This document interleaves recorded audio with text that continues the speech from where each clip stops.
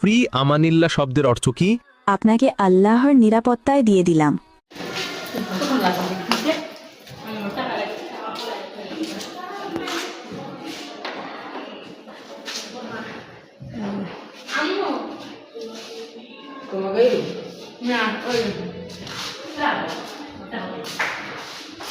এই যে পাখির ঘর,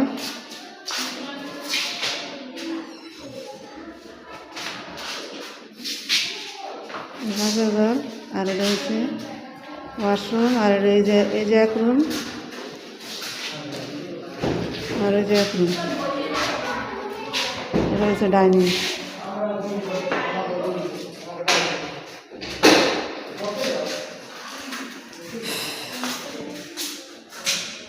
এটা এক রুম।